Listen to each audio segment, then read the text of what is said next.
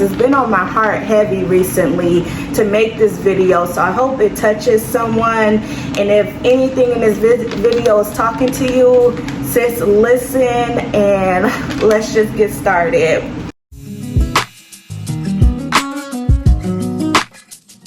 I just want to have an open and honest conversation, because when I was going through my struggles at the bedside, I felt like I couldn't find a video that really resonated with how I felt and was being real, having a real conversation. Like bullying at the bedside, and inpatient, the way inpatient nurses get treated, period, by patients, by the organization. We're going to talk about it.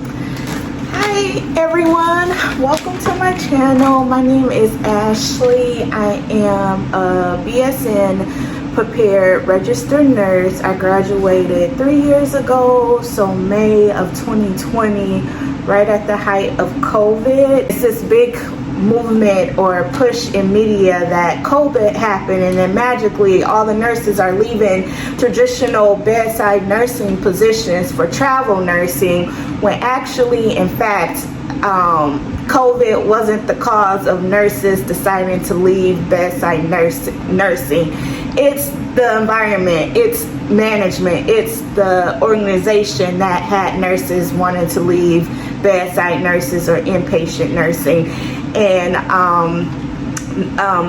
COVID wasn't that magic bullet. This has been going on before COVID. The conditions of nursing at the bedside have been horrendous before COVID was even a thing. So we can't blame it on COVID. COVID just had highlighted it due to the extreme circumstances that COVID put a lot of organizations, a lot of nurses, a lot of doctors, the healthcare system in general under. So let's get into it. Like I said, I want this to be an open and honest conversation.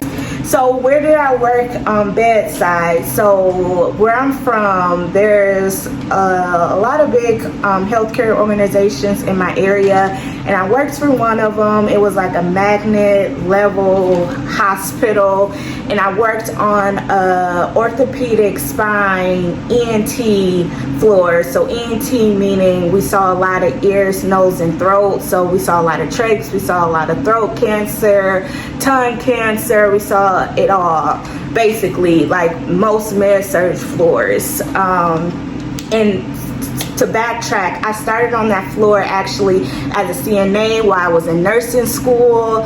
And as a CNA and a nurse, the responsibilities are different. Like, CNAs are very, very important to the care of the patient. If it wasn't for CNAs, nurses wouldn't be able to do their job. But the care is different. So when I was a CNA, and it's also, I worked nights, I only worked Friday, Saturday, Sunday, after, when I wasn't in class, wasn't in clinicals, and then Monday morning I would drive back to school and have a full week of classes.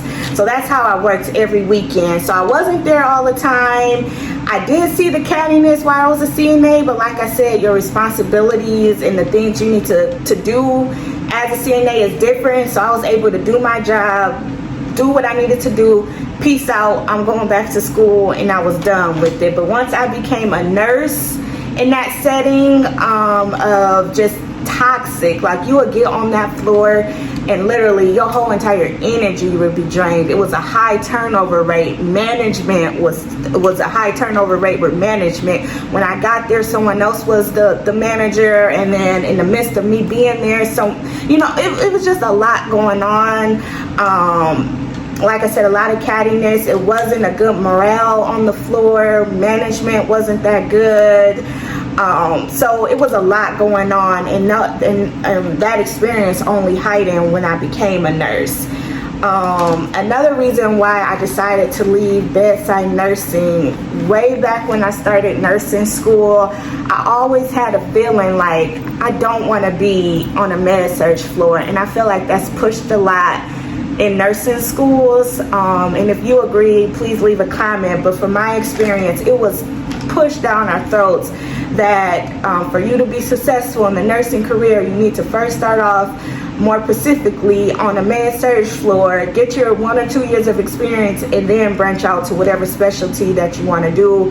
And this video is to inspire people that are in nursing school or on that med-surg floor. Don't be afraid to quit if it's in your heart, if your gut is telling you that, if it's not a right fit for you, just because of what other people are saying. Another reason why I decided to leave med-surg nursing was the work-life balance. As a new grad nurse, just trying to get over that learning curve of being a nurse, and then I was working nights, and then I was doing 312s a week, and it was never a sense of peace. Like, it's either like, okay, I just worked my 212s, now I'm anticipating working the next 12 3 days from now. Like, it wasn't stable, and it wasn't it was just always this up and down motion of like, okay, I worked on my 312, so now I get to relax, but I'm anticipating 2 days from now, 3 days from now, I got this random 12-hour shift, and then I'm off one night, and then I'm back again working 312s. Like, it was just never stable. And then also, I love my holidays. I love having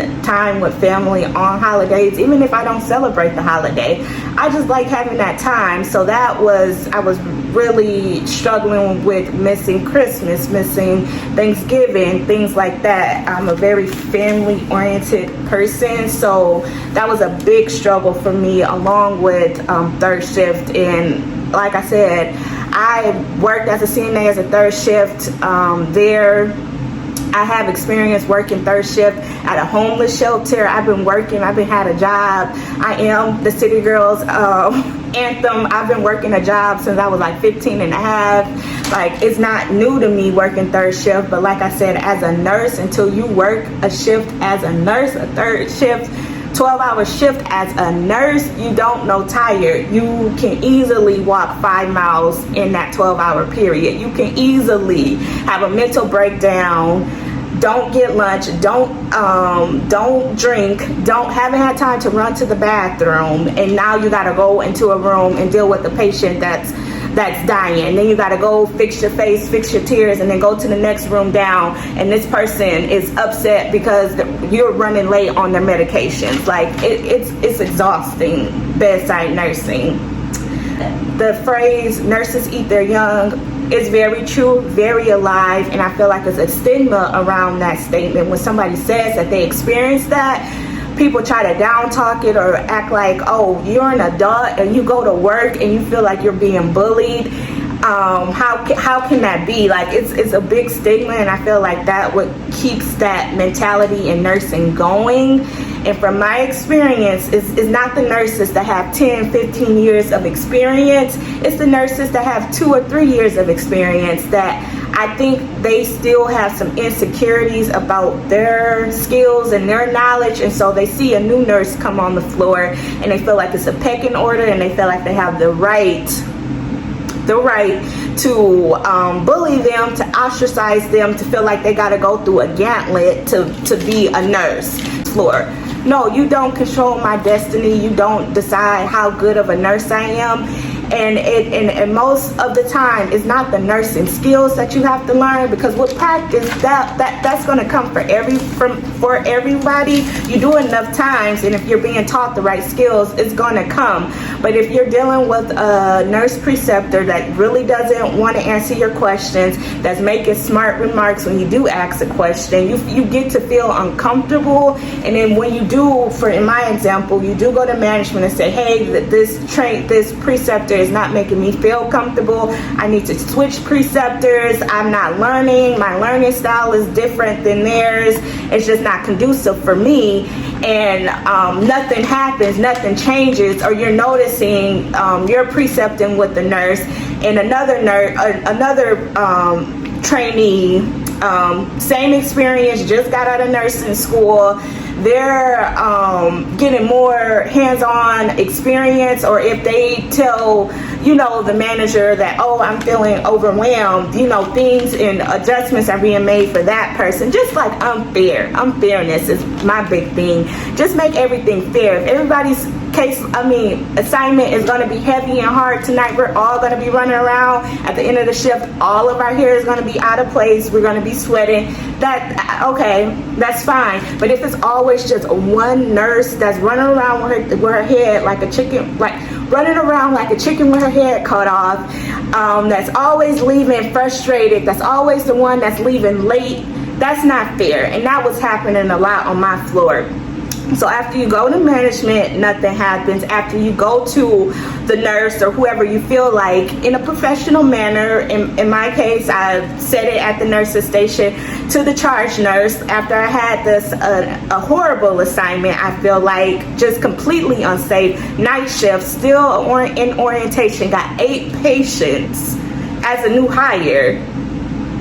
And my preceptor, you're sitting at the nurse's station kikiing and laughing, and I get it was short that night, and I say, hey, this is unfair. Why is it that you and your friends got time to kiki and laugh at the nurse's station and I'm running around? And it's always like this. And mind you, was other new grad nurses at the nurse's station, other new hires, nurses that have experience but just transferred floors or whatever the case may be. They were all at the nurse's station desk, didn't say anything, didn't support me. This is another thing that is just no support. Didn't say anything. But after I made that comment and kind of brought it to her attention, and of course her response, I base the assignments off of who the needs of the floor. I have to look at everybody's their abilities and all this hoopla.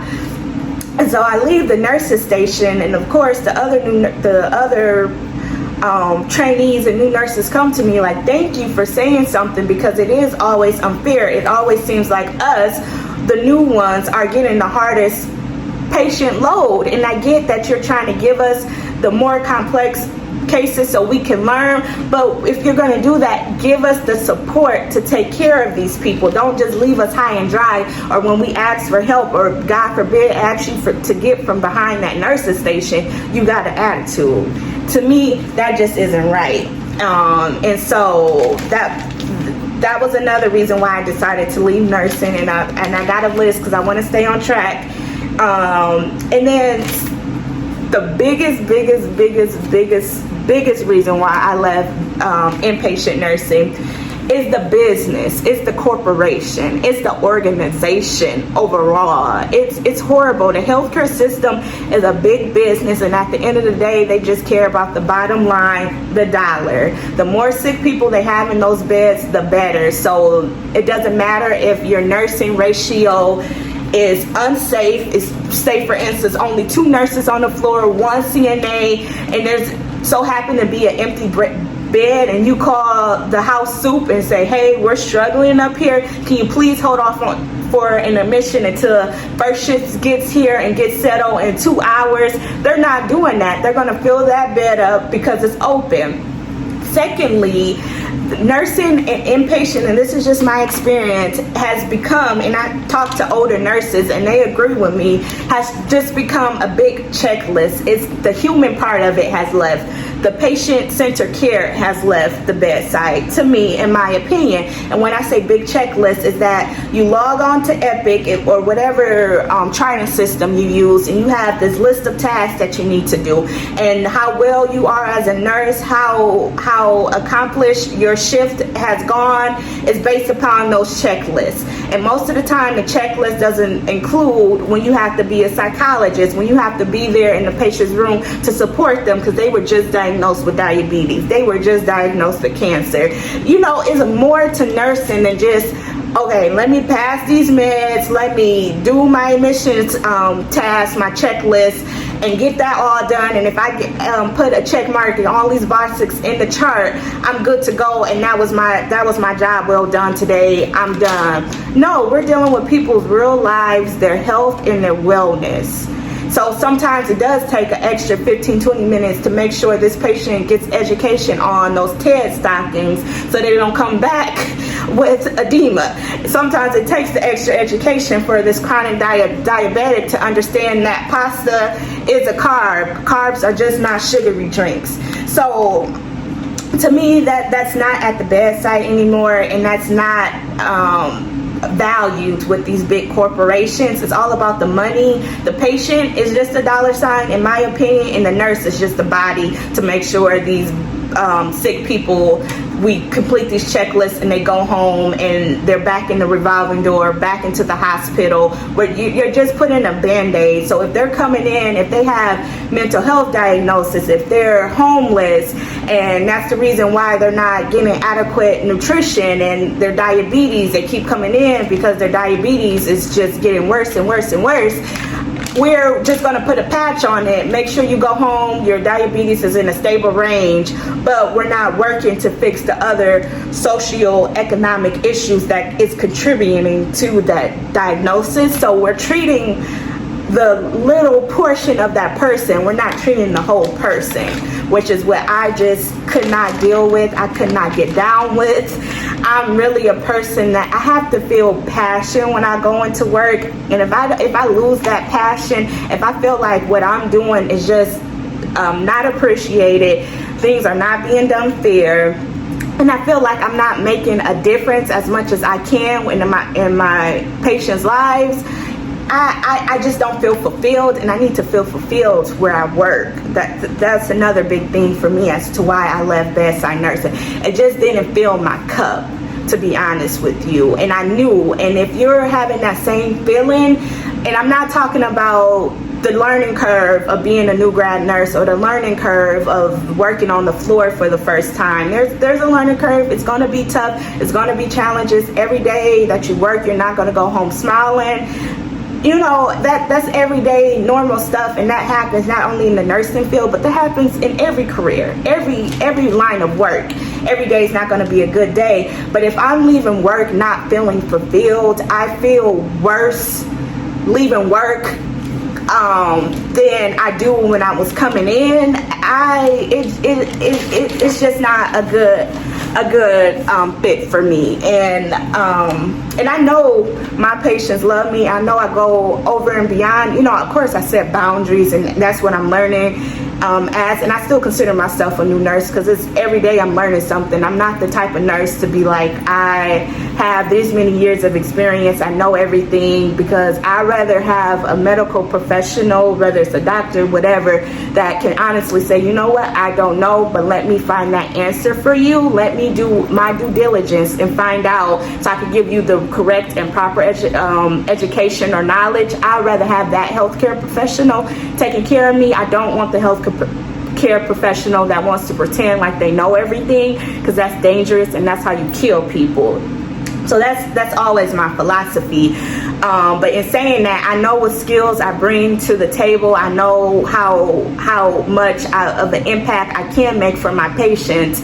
And I know my skills, I know my knowledge set, I know what I bring to the table. And if you're a new grad nurse, you bring something to the table, sis. Even if you're new, let me be the one to tell you today, you bring something to that table, and whether they appreciate that or not, I don't care how many, if this is your first day working on that floor, you bring something to that table, and if you weren't there, it will be a gap on that table. So don't let anybody tell you you're not worthy, you're not good enough, just because you might not know as much right now. You're still worthy, you still bring something to that table, to that team, and if they don't value you, it might be time to say goodbye and find something else that fills your cup up. So how did I finally decide to make that decision to leave bedside nursing? Again, I was struggling with, well, it's just, you hear so much like, oh, Ashley, stick it out. This is just what you have to do as a nurse. This is, like I said, that learning curve as a nurse. This is normal. It happens to everyone. But once you get over that 1 year, everybody always talks about this 1 year of nursing experience, and then everything magically clicks and it comes together for you. That's what everybody was telling me, but I literally had to pray. I had to talk to myself about it. I had to cry about it. I had to contemplate it. Like I said, I had to look up YouTube videos, articles. Like, I'm that type of person that I have to do my research. So this wasn't just on the whim decision. I really prayed hard about it. And like I said, no matter how many, I talked to myself, let me just give it a month. Maybe once I get off of orientation, it'll be okay. Maybe once I get to that 6 months mark, it'll be okay. and it still wasn't okay for me. You know what I mean? It was I always had that gut feeling that this doesn't fulfill me. I when I clock into work, I have so much anxiety, and I just can't leave my life like that. Every time you have to go into work, and mind you, most of us, if you're working a 40-hour week, you're spending most of your time at work, which don't even get me started on work and just how that takes over your life, or tries to take over your life, with these 9-to-5s and stuff like that. And I work a 9 to 5, but honey, it's not about to, it got to be flexible for me. And I just wasn't feeling that. And literally it was this really bad experience I had. Again, I was either on orientation or just off orientation really quick. And I had a like I said, night shift. It's not uncommon to be short staffed, but we were really short staffed, and it was unsafe. Like, and this wasn't just once in a blue moon. This was like every night. I remember crying. This one particular night, it was the nurse that was really, like I said, I felt like she only had 2 or 3 years of nursing experience, and really was a big bully on the floor. She had her little clique, and if you weren't in her clique and she was the charge nurse, baby, you about to have a hellish night. You about to be assigned to the worst patients, while her and her friends get to kiki and cackle at the nurse's station all night. Give them the lighter patients. So I'm a new nurse, already at 7 patients, already running around with a chicken with my head cut off. Then I get an admission. The admission, I believe the protocol at the time was like, if your hemoglobin is below 7 or 8, we had to transfuse with a blood transfusion. And so the person labs came back, just got on the floor, just probably transferred from ICU, if I'm not mistaken, or the PACU, and his hemoglobin was 8. And so I'm scared to death, because this is the first time that I ever had to do a blood transfusion. I never experienced it in clinicals, and never experienced any other time on my nurse externship, when, you know, working as a nurse extern or as a new grad nurse. So I went to my preceptor, and again, I already heard her making comments about the questions I've asked her. I already heard her kikiing and laughing about gossiping and just being really nasty, just not positive, just negative. And so I went to her and was like, I'm uncomfortable with this blood transfusion. And she's sitting in a chair, and I'll never forget it. Just that the way someone makes you feel, you might not remember exactly what they say, but the way someone makes you feel, believe and trust it. Don't think you're making anything up. And trust your intuition. As you become a nurse, you're going to gain so much intuition as a nurse, and trust it. Sometimes you can't even explain it, just trust it. But anyway, just so much attitude. Got up in the huff and the puff.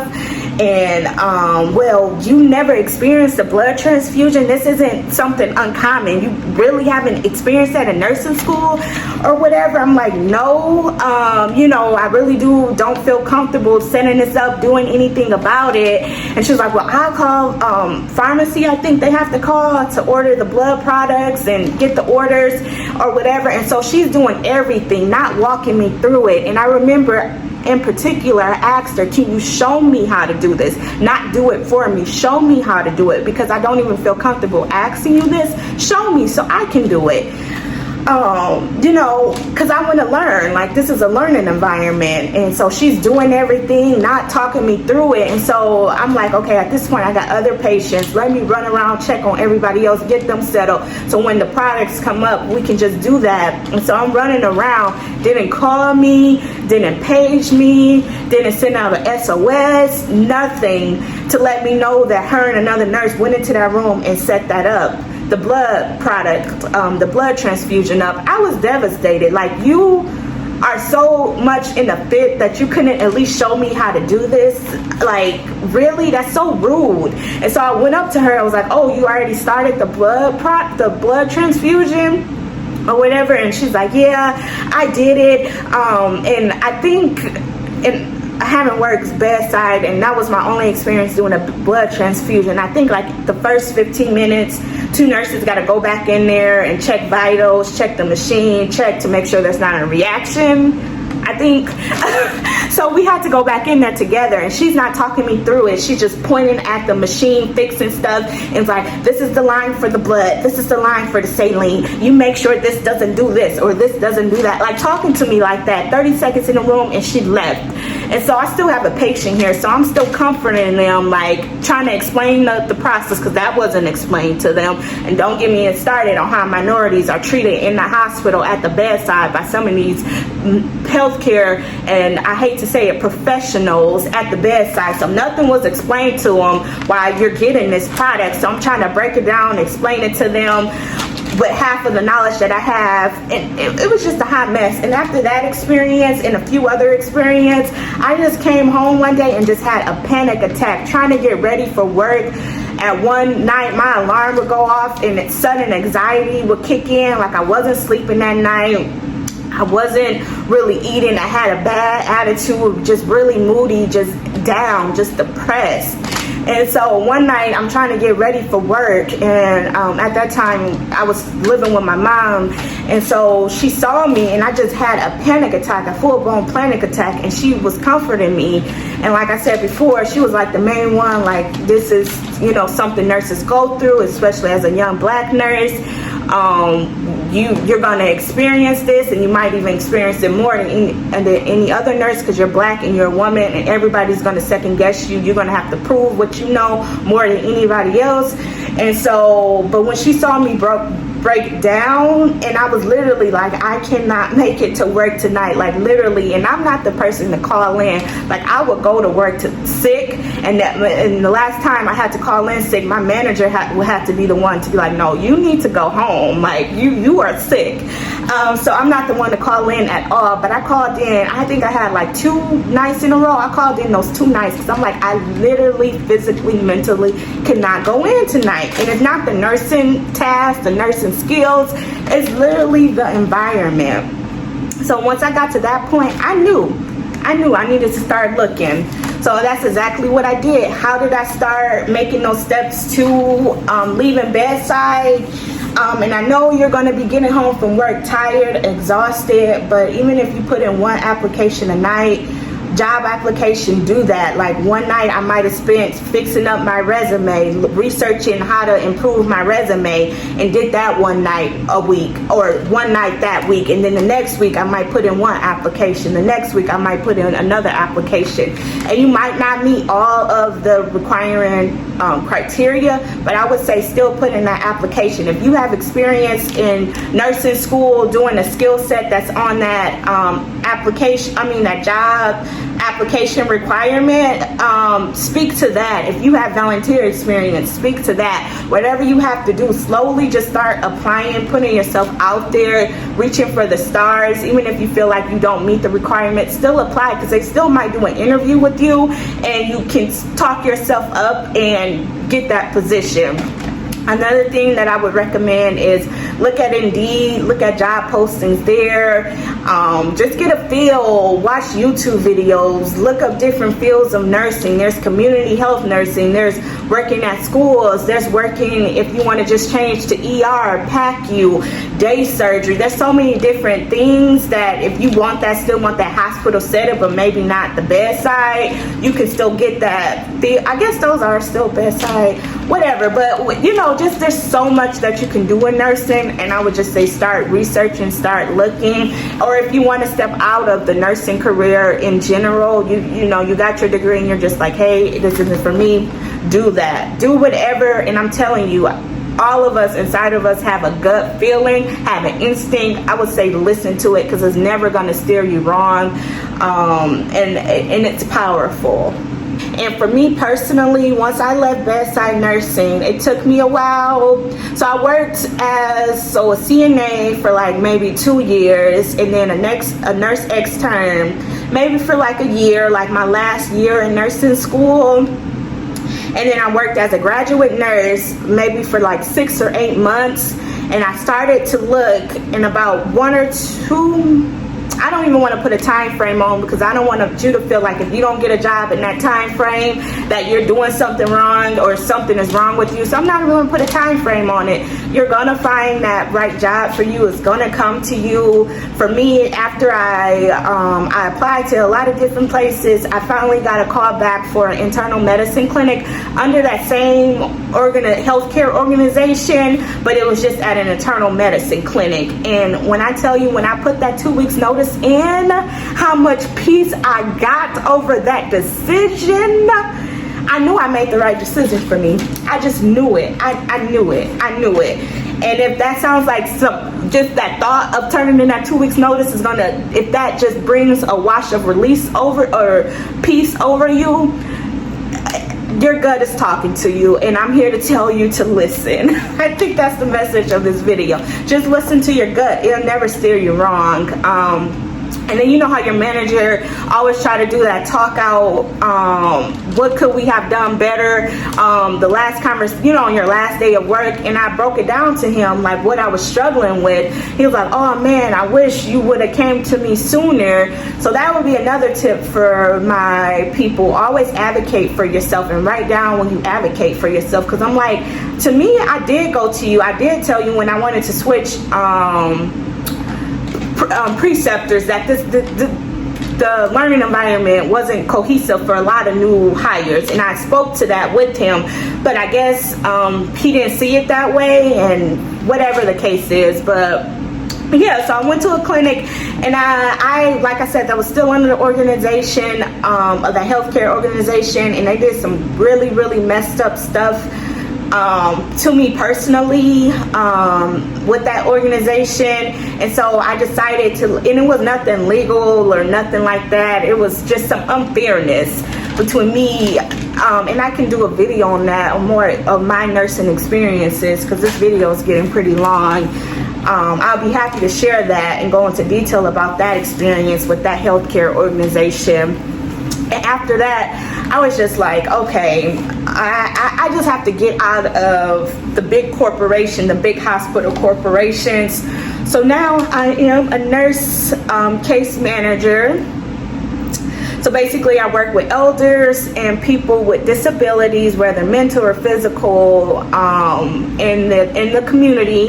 And I just basically make sure they have the resources, the services, the support to stay in the community, in their home, in the group home setting for as long as possible, so they're not being admitted or into nursing homes or any other type of long-term care facility. So that's what I do. If you guys want, like I said, more information on what I do, please drop a comment down below, and I can go into more details about my nursing experience and what I do now. Also, I want to hear from the nurses that left the nursing field completely. How was that transition? And what do you do now? And how did you make that transition? Because it's a lot of things running through my mind at this current moment that I'm trying to process through. So I'd love to hear that experience, because I've been looking in jobs. If you're a nurse, you're specialized. Like, you can meet the qualifications hands down for a nursing job, but when you try to transfer those skills outside of nursing, the field of nursing, it's very hard to transfer those skills, in my opinion. Just like a lawyer, you're specialized in that. So when you're looking for other jobs and like social media, marketing, accounting, it's hard to get those skills to transfer over. So I would love to hear from that experience. Me personally, I'm happy that I finally did this, and won't be the last. I hope to upload more videos like this, not only about nursing, but just about health, about wellness, just to have honest conversations. I really did enjoy this today. I'm a baby vegan, so I can do some, videos, some recipes on that. I've been a vegan for a year, just sharing my life. I love to travel, different things like that. So I'm happy to be on this journey with you all. It's a journey for all of us. And like I said, take time to take care of yourself today, to love on yourself. So just please like, comment, and share this video, and subscribe. Thank you.